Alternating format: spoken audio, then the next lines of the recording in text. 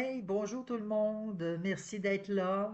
Au rendez-vous hebdomadaire, cette semaine, écoutez, on va regarder ensemble à savoir comment être vigilant et aussi à tester la parole de Dieu en tout temps. Parce que c'est notre devoir de tester la parole, de vérifier à chaque jour si ce qu'on entend, ce qui nous est enseigné est véridique et surtout regarder avec l'aide du Saint-Esprit, demander le discernement. Et vous savez, quand on n'est pas à l'aise, qu'on écoute quelque chose, puis qu'il y a quelque chose qui nous chicote, on n'est pas à l'aise, c'est un avertissement. C'est un avertissement de dire hey, hey, oh, fais attention, là, il y a quelque chose autour de ça. Là. Moi, voyez-vous, il y a quelqu'un qui m'avait envoyé justement une vidéo. Ah, écoute ça, Chantal. La personne qui parlait bien, parlait posé, d'une voix calme.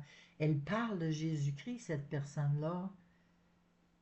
Mais là, j'écoutais, puis non, non, non, non. Puis à un moment donné, à force d'écouter, c'est tellement subtil. Oups, non, ça, c'est nouvel âge. On oublie ça. On oublie ça. Et j'ai averti la personne, fais attention à ce que tu écoutes parce que c'est nouvel âge. Quand il dit que ça parle de chakra, de bien-être, d'auto-guérison, euh, faut faire attention. Faut vraiment faire attention. C'est tellement subtil. Je l'ai dit d'ailleurs, et Satan, c'est sa façon de procéder. Il est subtil. Il va prendre les vérités de la Bible. Ah, il parle de Jésus. Oui, oui, ok, il parle de Jésus. On va écouter, on va aller voir un petit peu plus loin. Ah, et paf! Non, il a beau être posé, cette personne-là, avoir une voix douce, être calme, et non, ça marche pas. C'est une ruse. C'est une ruse. Et c'est pour ça qu'on doit demander au Seigneur, donne-moi le discernement des esprits, Seigneur, parce que surtout dans les temps où est-ce qu'on vit, on est dans les derniers temps. Et Satan fait tout son possible pour séduire, pour tromper même les élus de Dieu. Alors, soyons vigilants. La semence, on va regarder l'agriculture du ciel. Parce qu'au niveau de l'agriculture physique, on le sait, les agriculteurs ont des graines et ils vont dans les champs, ils vont semer les graines. Aujourd'hui, c'est plus facile parce qu'avec toute la machinerie qu'ils ont, c'est facile. Mais autrefois, là, les gens travaillaient à la sueur de leur front. Les gens plantaient les graines. C'était long, là, des champs, là. Écoutez, ils plantaient les graines, ils renchaussaient, euh, ils faisaient des belles rangées pour que vraiment les graines soient bel et bien enterrées pour que les oiseaux viennent les manger. L'agriculture, c'est du travail. Aujourd'hui, comme je dis, oui, c'est du travail, mais ils ont des machineries. Donc, ça prend le triple ou quadruple ou cinquuple moins de temps, probablement, que s'ils faisaient à la main comme autrefois. Donc, ils se sont équipés et tout ça. Mais on sait que la semence, quand elle est plantée, eh bien, il faut s'en occuper. Donc, lorsqu'elle est plantée, on a des semences dans la main et souvent, on ne saura pas c'est quoi la plante qui va en découler de ça. On doit planter la graine pour s'apercevoir qu'après, ah, ok, c'est ça que ça va donner. Il y a certaines plantes, il y a certaines graines qu'on est capable de détecter, dire, ah, ben, la graine de citrouille. Bon, graine de citrouille, on le sait, ça, c'est de la citrouille. On sait que si on va semer ça, ces graines-là, on va obtenir des citrouilles. C'est un peu comme si je plante une graine de fraise. C'est une petite graine, là. Mais une petite graine de fraise, si tu vois pas que c'est une fraise, là, tu vois juste la graine, tu sais pas c'est quoi. Exactement comme un pépin. Un pépin de pomme. Un pépin de pomme, on peut, oui, dire, oui, ça va être une pomme si on sait que le pépin vient de la pomme.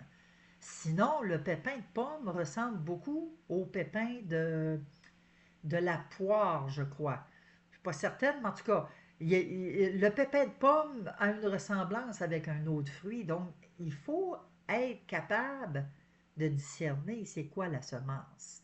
La semence, ici qu'on parle, l'agriculture du ciel, ben on parle de la semence qui est la parole de Dieu. On doit être capable de discerner la semence qui vient de Dieu de la semence qui vient de Satan. Et je vous dirais, c'est ça, il y a la madame qui m'a passé une vidéo. Dès que j'ai commencé à écouter, il semblait bien posé. Oui, il parlait de Jésus, mais à un moment donné, paf, ouf, il a glissé quelque chose. J'ai dit non, non, non, ça c'est nouvel âge. Écoute pas ça. Aïe, aïe, aïe. Donc, on doit comprendre c'est quoi exactement l'œuvre de la création de Dieu. Dieu nous a envoyé sa parole qui est sa semence. Excusez. Et sa semence, elle doit rentrer dans la bonne terre. La bonne terre, c'est notre cœur. Donc, elle doit rentrer dans le cœur, c'est ça qui est la bonne terre. Et souvent, les agriculteurs physiques, ils vont semer, mais ils ne peuvent pas surveiller leur champ constamment, éloigner les oiseaux, éloigner les petits mammifères ou les petits animaux qui vont venir pour ronger, prendre les graines ou quand le plant commence à pousser, ils vont venir manger le plant.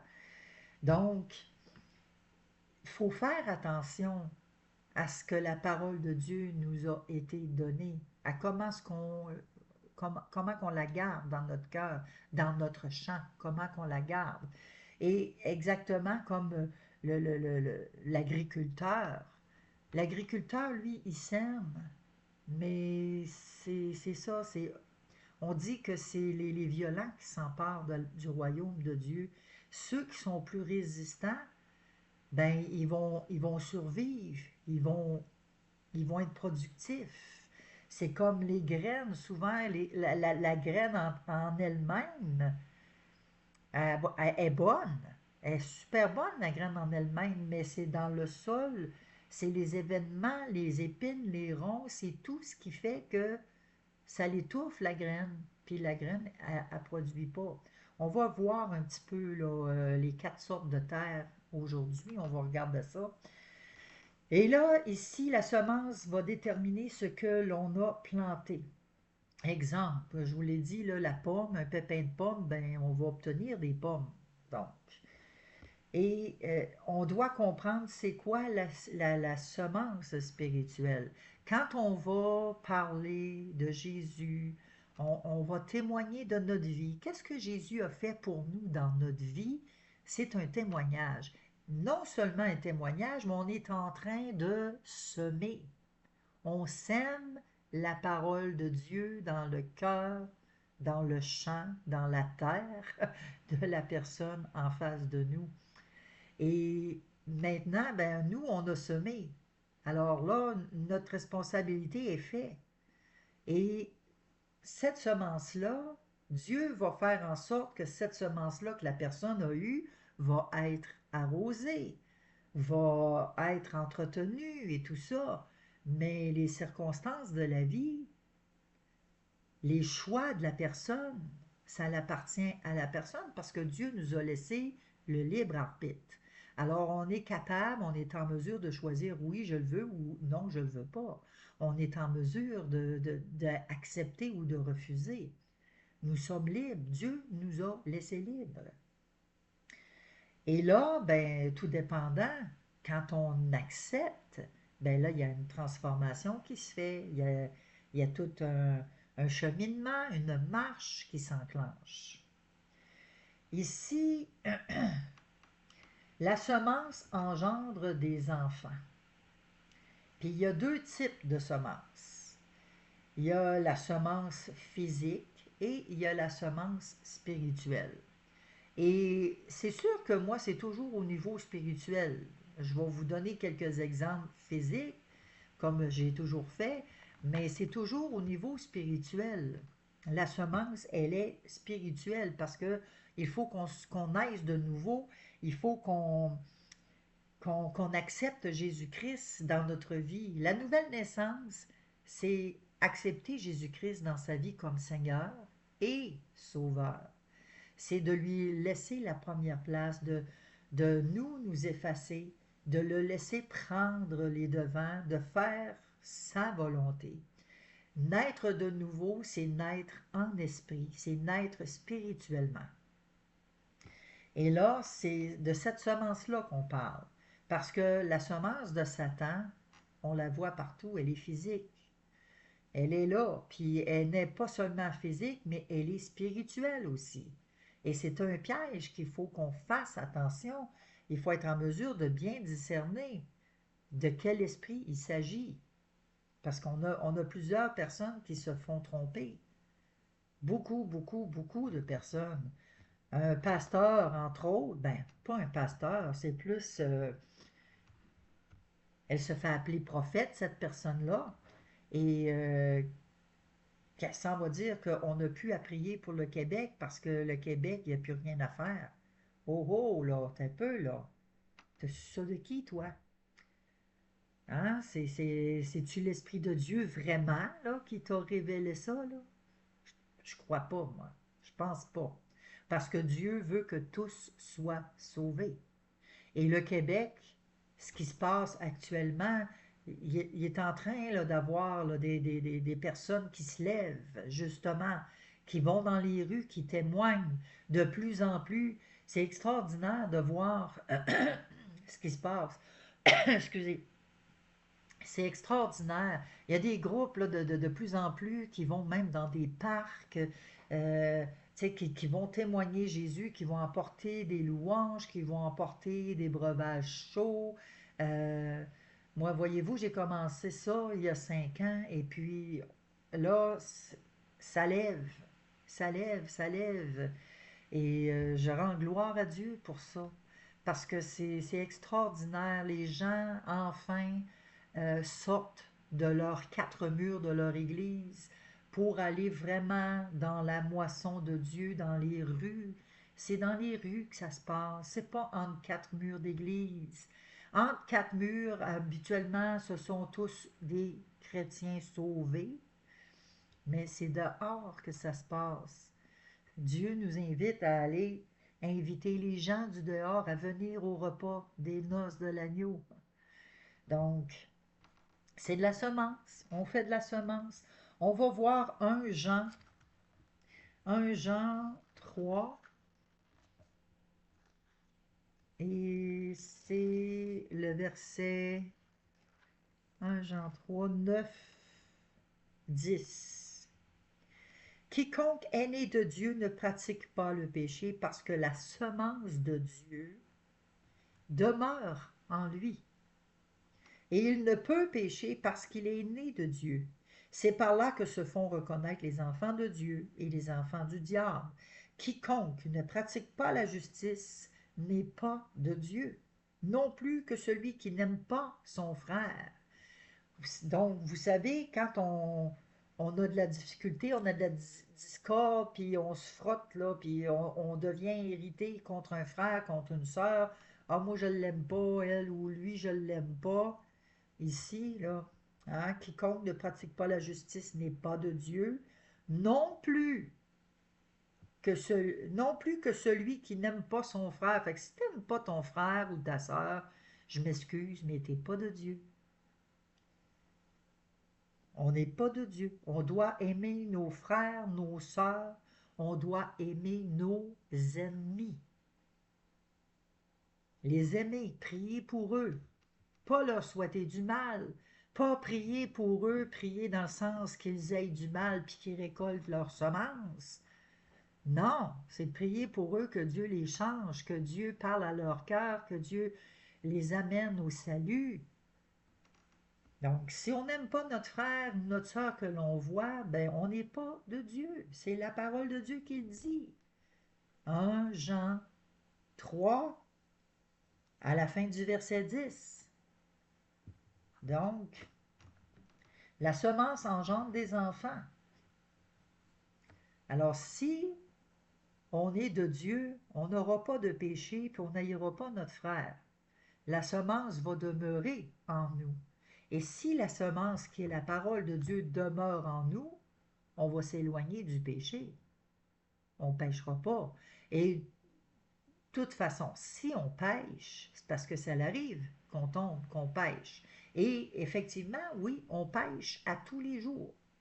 Un manquement ici, une omission là, oups, j'ai dit une telle parole, ou on a tous des manquements, on ne devient pas parfait du jour au lendemain. Donc, on pêche à tous les jours.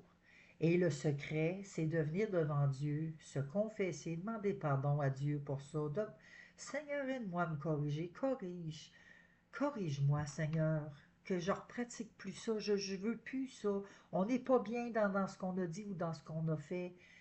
Demandons pardon à Dieu sincèrement, puis détournons-nous de cette attitude-là. Prenons la décision de nous en détourner. Dieu va faire le reste. Dieu, il va voir notre cœur et il va nous aider. Il ne nous laissera pas là, nous démarder tout seul en disant, ben là, c'est ça que tu veux changer. Ben ok, change. Non, non. Le Seigneur va nous changer, il va nous aider à changer. Il va nous équiper, il va nous donner les outils pour qu'on y arrive. Alors, c'est comme les outils de l'agriculteur. Hein, ils ont beaucoup d'outils pour garder la semence. Donc, ici, une semence incorruptible de la parole vivante, elle est permanente de Dieu, nous régénère. Donc, c'est permanent. Quand on a cette parole-là de Dieu qui demeure dans notre cœur, elle est vivante et elle est permanente. Quand ça nous parle, on sent tellement l'Esprit de Dieu, l'amour de Dieu qui nous parle. Puis surtout quand on médite sa parole, qu'on méditer, c'est repasser, mettre le même verset dans la journée, dire ah oui Seigneur, puis vraiment penser à chaque mot. Exemple, c'est par là que se font reconnaître les enfants de Dieu et les enfants du diable. C'est par là que se font connaître. Méditer, on se fait connaître par quoi, Seigneur? Par la parole de Dieu, la semence de Dieu qui demeure en moi. C'est par là, Seigneur, que je vais me faire reconnaître. Amen. C'est par délaissant le péché. Oui, c'est vrai, Seigneur. Puis là, on commence à méditer. On n'a pas besoin d'avoir un gros paragraphe pour méditer. Juste quelques lignes. Et réfléchir sur ces lignes-là, prier ces lignes-là, demander au Seigneur de éclairer et de nous enraciner, je cherchais le mot, de nous enraciner sa parole dans le fond de notre cœur pour qu'elle soit vraiment bien solide. Alors, 1 Pierre 1, 1 Pierre 1, 23,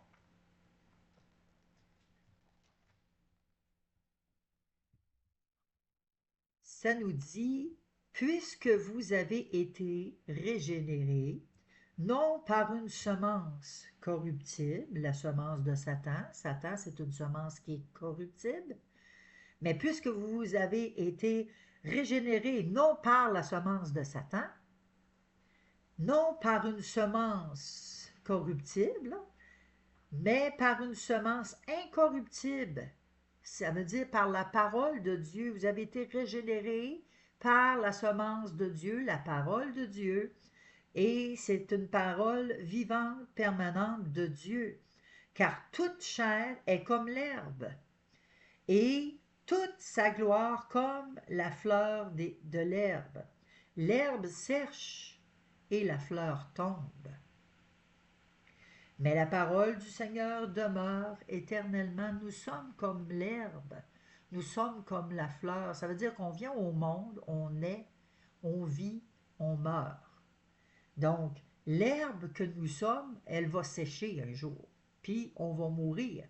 Mais la parole de Dieu, elle demeure éternellement.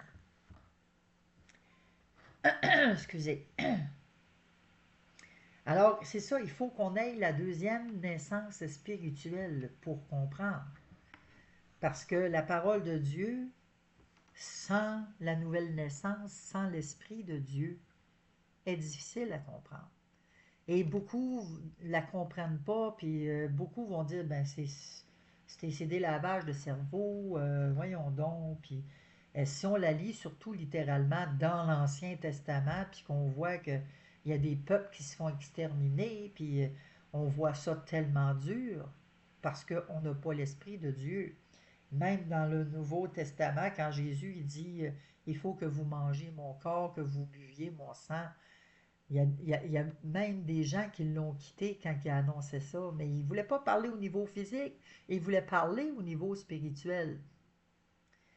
Donc, c'est ça, ça prend la compréhension de Dieu. Il y a deux sortes d'enfants. Il y a les enfants de Dieu et les enfants de Satan. Il y a deux sortes de pères, Dieu le Père et Satan le Père. Il y a deux sortes de semences, la semence de Dieu et la semence de Satan. La semence de Satan, c'est la tromperie, c'est le mensonge, c'est l'escroquerie, c'est la copie. Satan, sa semence, c'est copier la vérité, mais glisser les mensonges. Et on doit être justement capable de bien discerner d'où vient la semence. Est-ce que je peux recevoir la semence de Satan? Ben oui, on peut la recevoir, la semence de Satan. Quand on ne fait pas attention, qu'on ne prend pas la peine de chercher la face de Dieu, de vraiment méditer sa parole. Et souvent, ce qui aide, excusez, je t'ai enrhumé ce matin, ce qui aide aussi, c'est faire la prière, mais faire des jeûnes. On peut jeûner une journée, 2 jours, si la santé le permet. On peut jeûner, chercher la face de Dieu. Dans la parole, la parole dit ça, ok Seigneur, je veux chercher ta face dans ça. C'est possible de recevoir la semence de Satan. Et c'est pourquoi nous devons examiner toutes choses. Toutes choses. Si on ne comprend pas la parabole du semeur, ben là, il va falloir qu'on demande à quelqu'un de nous éclairer. Oui, Dieu utilise la semence au niveau pour nous faire comprendre le métier d'un agriculteur. Il utilise beaucoup de paraboles dans sa parole. Il parle en paraboles pour nous raconter des histoires. Euh, Quand il parle justement, on va le lire ensemble, les paraboles, la parabole pour un semeur est parti semer, et puis tout ça. Qui est le semeur? Ben, le semeur, c'est l'évangéliste, c'est le pasteur, c'est toi, c'est moi, c'est toute personne qui témoigne de Jésus-Christ. Nous sommes les semeurs. Et le semeur, c'est ça, c'est quand on va semer la parole de Dieu, on va témoigner. On va regarder Marc 4, parce que la semence, la semence, c'est Dieu qui la met dans notre bouche aussi. Si on va forcer les choses, souvent ça ne marche pas. Il faut laisser l'Esprit de Dieu nous inspirer, nous guider. Marc 4, de 1 à 3. Jésus se mit de nouveau à enseigner au bord de la mer. Une grande foule s'étant assemblée auprès de lui, il monta et s'assit dans une barque sur la mer. Toute la foule était à la terre sur le rivage. Il leur enseigna beaucoup de choses en paraboles, voyez-vous. Et il leur dit dans son enseignement, écoutez, Un semeur sortit pour semer. Comme il semait, une partie de la semence tomba le long du chemin. Les oiseaux vinrent et la mangèrent. Une autre partie tomba dans un endroit pierreux, où elle n'avait pas beaucoup de terre. Elle leva aussitôt, parce qu'elle ne trouva pas un sol profond. Mais quand le soleil parut, elle fut brûlée et sécha, faute de racines. Une autre partie tomba parmi les épines. Les épines montèrent et l'étouffèrent, et elle ne donna point de fruits. Une partie tomba dans la bonne terre. Elle donne du fruit qui montait et croissait, et elle rapporta 30, 60 et 100 pour un. Puis il dit que celui qui a des oreilles pour entendre, entende. Alors ici,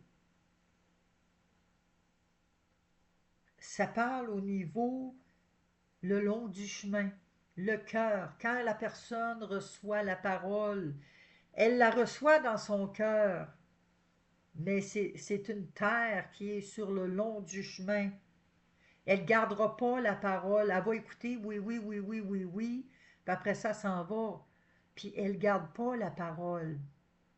Alors les oiseaux viennent et mangent. Les oiseaux, c'est les Satan avec ses démons qui viennent pour enlever la parole de Dieu, pour pas que la personne croie. Ensuite, il y a la pierre dans le roc. La, la, la, la parole est semée. La personne la reçoit avec joie. Wow, gloire à Dieu, alléluia. Puis là, elle est partie en peur. Puis là, elle grandit, mais étant donné qu'elle n'a pas la base, vous savez, les racines, hein, les racines profondes, elle n'a pas de base, ben là, lorsqu'il arrive quelque chose, elle va sécher. Elle va sécher puis elle va mourir. C'est pour ça que dans les vidéos précédentes, j'avais parlé quand on a des nouveaux, oui, c'est beau d'avoir des nouveaux, mais il faut leur renseigner. On dit pas, ben là, oui, tu es sauvé une fois pour toutes. Ça prend l'enseignement de base, les racines, pour que cette personne-là, les racines aillent en profondeur et qu'ils puissent porter du fruit un jour. Donc, et souvent, ces personnes-là qui reçoivent avec joie, c'est un nouveau trip, hein? C'est une nouvelle mode. Mais un coup que le trip puis la mode est passée, voyez-vous. Ensuite, il y a les épines. Les épines, on va planter dans le cœur de quelqu'un, mais là, il y a trop de soucis. Ah, j'ai perdu mon emploi. Ah, il y a les factures qui s'accumulent. Ah, j'ai perdu mon chum. Euh, mon ami, il m'a volé. Voyez-vous, il y a plein d'épreuves qui arrivent. Et à cause des épreuves, ils vont abandonner. Et il y a la bonne terre. Cette bonne terre qui, elle, va être productive que malgré les épreuves, malgré ce qui arrive dans la vie, ben la semence, elle est productive. Et c'est à ça que nous, on doit amener les personnes. Oui, les gens, ils reçoivent la semence de Dieu, mais est-ce qu'on fait quelque chose pour que cette semence de Dieu demeure en eux? Ou on leur parle, bon, moi j'ai fait ce que j'ai à faire, après ça, bon, ben merci beaucoup, bonjour, je m'en vais. Seigneur, arrange-toi avec le reste. Oui, Seigneur, il s'arrange. Oui, Seigneur va croire. Mais Seigneur, nos prières devraient, Seigneur, remets cette personne-là sur mon chemin. C'est, Seigneur, la personne, la madame avec qui j'avais parlé, Seigneur. On devrait prier comme ça. pour les gens qu'on a croisés, qu'on a parlé de Jésus, qu'on leur a témoigné l'amour de Dieu. Seigneur, remets-moi-les sur le chemin. Vous savez, moi, il y a deux personnes que le Seigneur m'a ramenées justement sur le chemin et pour me montrer que, regarde, cette personne-là là, est correcte. Vous savez, moi, dans la rue, c'est difficile aussi. Moi, je donne à manger aux sans-abri sur le parvis de l'église dans le quartier Saint-Roch à Québec. Oui, il y en a beaucoup qui reviennent souvent, beaucoup, beaucoup. Je suis contente de les voir. Mais il y en a d'autres, plus particulièrement, qui viennent, puis à un moment donné, oups, je ne les vois pas. Et samedi, le dernier samedi du mois de novembre, j'ai revu une personne, justement, puis je suis allée la voir, cette personne-là. J'ai dit, hey, tu m'as manqué. J'ai dit, ça faisait longtemps, je dis, je t'avais pas vu. Je me demandais où est-ce que tu étais rendu, qu'est-ce qui s'était passé avec toi.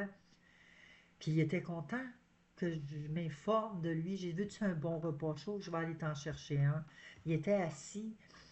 Alors je suis retournée à la table, j'ai apporté le repas chaud, une tasse de bouillon de soupe avec le repas que moi j'avais préparé. Et puis je suis allée lui porter en lui disant, ben Jésus t'aime, puis je suis contente de te voir, je suis contente que tu sois là, puis que au moins tu vas bien, malgré ta situation, au moins tu vas bien.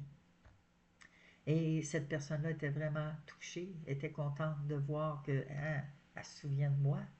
Puis je l'ai même appelé par son nom, je ne veux pas le nommer, parce que c'est ça, mais je l'ai appelé par son nom. J'ai dit, je suis contente de te voir, vraiment. Alors, c'est ça. Et faut demander à Dieu. Ben, j'aimerais ça revoir telle personne. Seigneur, ramène-moi là sur mon chemin. Ramène-moi là. Et c'est sûr que souvent, on a tellement d'occupations, on a tellement de choses qu'on ne veut pas s'investir parce que ça prend du temps à s'investir.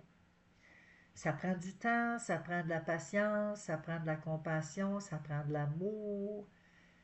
Quelquefois aussi, ça prend de l'argent parce qu'on doit investir un peu. Vous savez, en 5 ans, nous, on a 4 personnes, mon mari et moi, on a 4 personnes qu'on a aidé à sortir de la rue. Et sur 4 personnes, les 4 travaillent. Pas les 4 travaillent, mais il y en a 3 qui travaillent, oui, mais il y en a 2 qui ont été baptisés et qu'ils ont joint une église.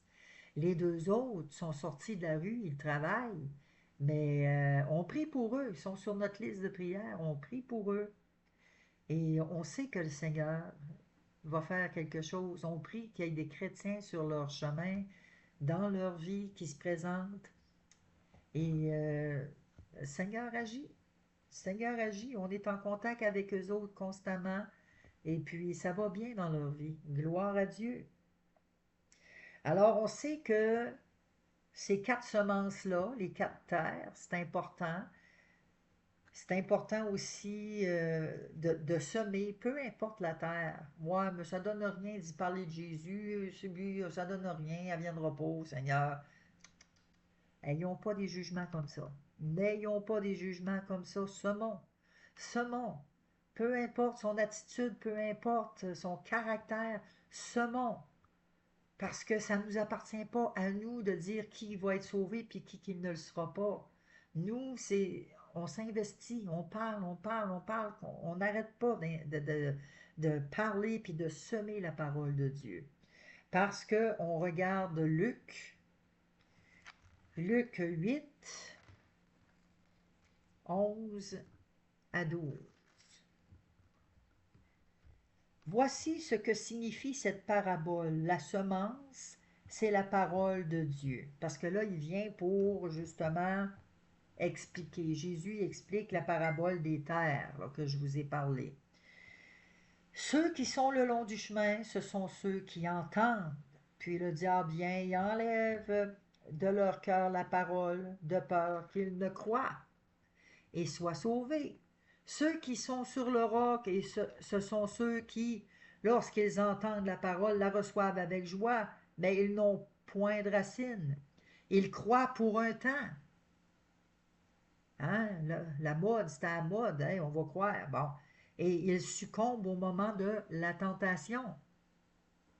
Ce qui est tombé parmi les épines, ce sont ceux qui, ayant entendu la parole, s'en vont et la laissent étouffer par les soucis, les richesses, les plaisirs de la vie, et ils ne portent point de fruit qui vient à maturité.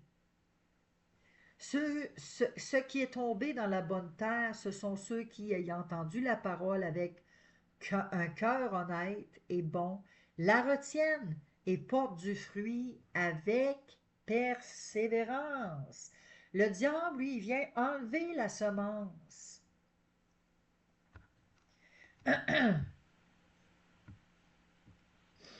Les personnes écoutent, ils entendent, mais le diable enlève la semence de leur cœur.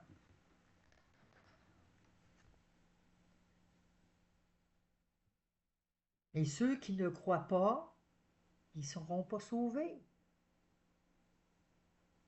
Satan, il connaît la valeur. Satan connaît la valeur de la semence. Il sait que la parole de Dieu, elle est la vérité. Il connaît la parole. Et c'est pour ça, justement, que il fait tout pour enlever la parole de notre cœur. Il fait tout pour nous éloigner de Dieu. Je ne sais pas si vous avez remarqué, mais quand on parle Hare Krishna, ça dérange qui ça, Hare Krishna? Allah, ça dérange qui, Allah? À part de leurs prières qu'ils font dans les rues pour barrer les rues, là. Mais est-ce que c'est un nom qui dérange? Est-ce que Bouddha est un nom qui dérange? Est-ce que c'est un nom qui va faire autant de friction que le nom de Jésus? Quand on dit Jésus, il y a de la puissance dans le nom de Jésus. Jésus est le nom au-dessus de tout nom. Il a été placé au-dessus de tout. Jésus est le Fils de Dieu. Jésus est Dieu. Jésus est la vérité. Il n'y a pas de vérité dans Bouddha, il n'y a pas de vérité dans Allah, il n'y a pas de vérité dans Hare Krishna, il n'y a pas de vérité dans les... Nommez-les, là, Zeus, Eros, Éole, nommez-les. Les dieux grecs, là, les dieux et compagnie. Il n'y a aucune puissance. C'est pas des dieux qui dérangent. Mais le nom de Jésus, c'est le nom qui dérange parce que il est la vérité. Et quand on parle de Jésus, hein, on va parler de n'importe qui, wow, c'est ta croyance. Mais quand on parle du nom de Jésus, il y en a que les orteils leur crochissent dans leurs souliers. Parce que c'est un nom qui vraiment dérange. Et Satan, étant donné qu'il est dans les ténèbres, il ne veut pas que les gens viennent à la lumière. Alors il les garde le plus possible avec lui dans les ténèbres. Mais Jésus, c'est la lumière du monde.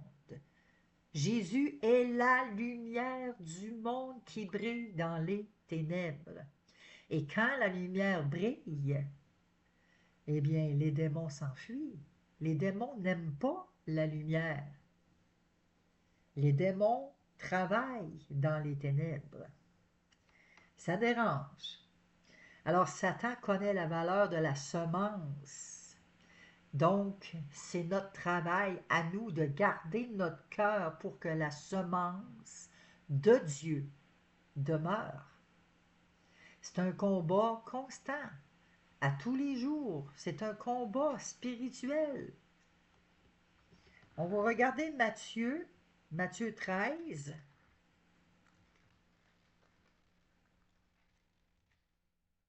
Versets 18 à 19. Excuse, 18 à 19.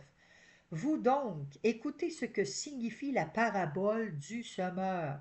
Lorsqu'un homme écoute la parole du royaume et ne la comprend pas, le malin vient et enlève ce qui a été semé dans son cœur. Cet homme est celui qui a reçu la semence. le long du chemin. Le long du chemin, mais il ne comprend pas la parole. Et quand on ne comprend pas la parole, on doit demander à Dieu ou demander à quelqu'un qui comprend la parole, écoute, explique-moi ce que ça veut dire. C'est pas honteux de demander de l'aide pour comprendre. C'est plutôt chercher la face de Dieu. Explique-moi c'est quoi ça, qu'est-ce que ça veut dire ça? Mais là, si la personne commence à vous expliquer ça, puis à dire, ah ben je pense que ça veut dire ça, ben là, croyez-le pas. Parce que je pense, là, ça ne vient pas de Dieu, ça. Si la parole, si la personne est capable de vous dire, ben ça, cette parole-là, c'est ça que ça veut dire. Ça veut dire que si toi, tu ne reçois pas la parole de Dieu, ben, si tu ne la reçois pas, puis tu ne la gardes pas dans ton cœur, ben, tu n'es pas sauvé. Tu n'appartiens pas à Dieu, c'est ça que ça veut dire. Ben, d'être capable de le dire. Il y en a qui vont dire, ah, ouais, mais tu me juges, tu me condamnes. Non, non, non, non. Je te juge pas, je te condamne pas, je te dis ce que les Écritures disent, là. That's it. Ce que nous devons faire, c'est ça, c'est demander à quelqu'un. Si on regarde Jean 6,